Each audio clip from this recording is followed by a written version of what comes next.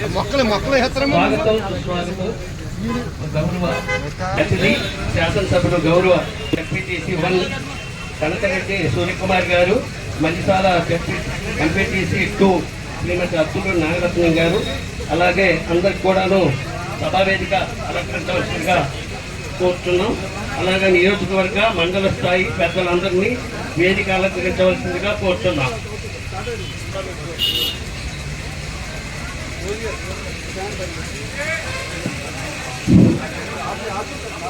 వాళ్ళందరూ మొత్తం సభావేదిక మీదకి రావాల్సిందిగా కోరుతున్నాం సార్ చెప్తున్నారు. ఎలక్ట్రికల్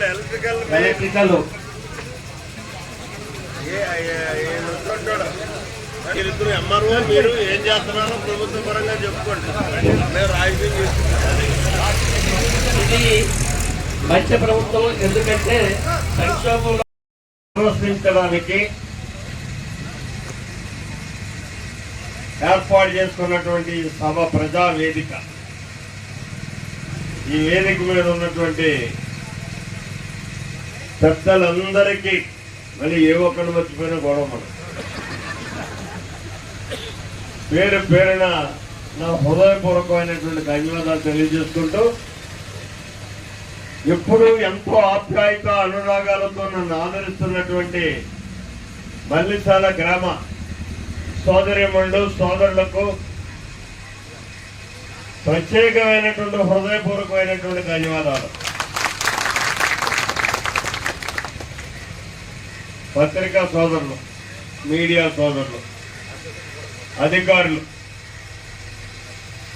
అందరికీ పేరు పేరున నా హృదయపూర్వకమైనటువంటి ధన్యవాదాలు. ఈరోజు మీరు అధికారం ఇచ్చి 100 రోజులు భయపడ్డది.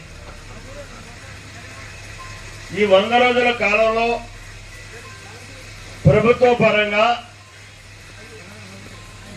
చంద్రబాబు నాయుడు గారు రాష్ట్ర ముఖ్యమంత్రిగా, పవన్ కళ్యాణ్ గారు ఉప ముఖ్యమంత్రిగా సమైక్యంగా పనిచేసినటువంటి కూటమి ప్రభుత్వం ఏం చేసింది, రాబోయే రోజుల్లో ఏం చెయ్యాలి అన్న దాని మీద ప్రధానంగా ఈరోజు ఈ ప్రజా వేదికను మనం నిర్వహించుకోవడం జరుగుతుంది. అంటే మేము ఉపన్యాసాలు చెప్తే సరిపోదు, మీరు అడగాలి, మీరు చెప్పాలి. ఇది మంచి ప్రభుత్వం అని చెప్పి మీరందరూ మనస్ఫూర్తిగా ఒప్పుకుంటున్నారా? అక్కడ రాధాకృష్ణ గారు అసలు దొంగ స్థానంలో పొందినందుకు మేము చాలా కృతజ్ఞులు. ఈసారి మనం చేయాల్సింది సరే, నేను చెప్పాలనుకున్న అన్ని కూడా మా అప్పలరాజు గారు ఫ్యాబ్రిక్ చెప్పేశాడు, భద్రం గారు చెప్పేశాడు.